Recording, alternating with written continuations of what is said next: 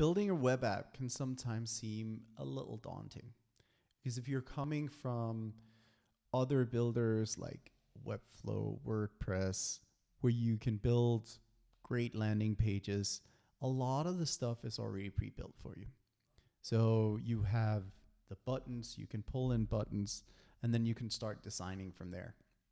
And when it comes to web apps, it gets a little more complex because you often have to build everything from scratch unless you have what's called a UI kit. UI kit is a shortcut to ensure that like you've got all the basic elements. So drop down menu or buttons or cards.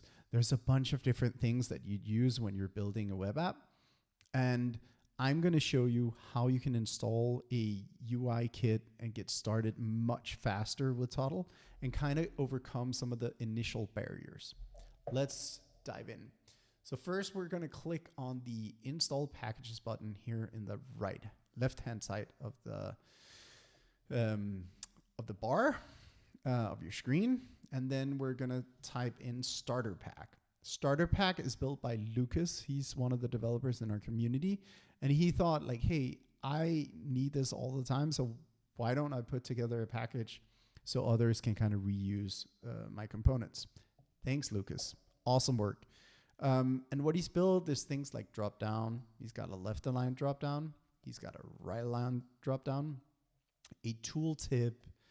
He's got like a drag and drop list and an item value where you can edit it, which is pretty cool. So when you click inside, you can just edit with whatever, and then you click approve or okay, and then it saves that text. It's pretty neat. He's also got tabs. There's a bunch of different kind of buttons, a pill button, square button, and all of these UI elements you can essentially take and you can adjust them. And you also have an icon set, so basic things like you want a delete icon, you have that, the edit one. There's a bunch of cool things, even a loader, which is useful sometimes. So I'm gonna install this starter pack, the UI kit, and then we're gonna start building something.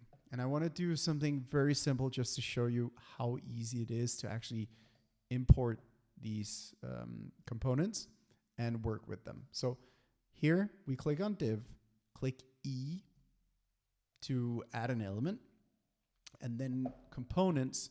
When we hover over components, you can see that there's a bunch of different components here. They weren't there before, and that's because I've just installed a ton of UI components.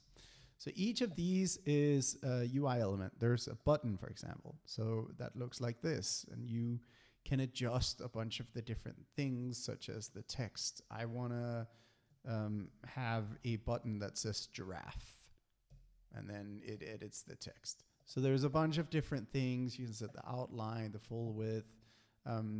You can essentially adjust these, but we're going to go on and try to add another element. Let's go down to components again, scroll all the way to the bottom, and then there is a UI drag and drop list. That's pretty neat.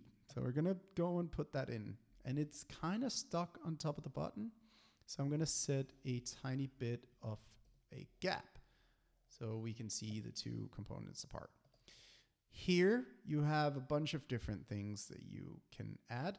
What we want to do is like put in a list. So the title here, let's do car brands because that's pretty easy. And then in list items, you can click this function here, and then you can put in an array. And an array means that you can have multiple values, and then it'll showcase those values. And in this case, we're going to put in a couple of car brands. The first one that comes to mind is Tesla. And then there is BMW. There is Mercedes. And then let's do Lada. So here, if I unclick myself, not my actual face, but if I click the button down here, then you can start to see that you have a bunch of different car brands in here. And if you click T to go into test mode, then you can interact. You can see the button. It does it has like a little interaction when you go over. It has a hover. And the same here, there's a button. You can create a new item, but we don't actually want to do that. What we want to do is play around with these. I want to put Tesla all the way to the below here. And then I want Lada at the top, if I'm allowed to do that. So there you go. And that is kind of the cool things about some of these things. I can also like delete if I don't want some of the items. And you can play around with this as you see fit and set it up to functionality within your web app. But that's kind of like the neat thing about a UI kit. You get a lot of shortcuts and you don't have to build everything from scratch.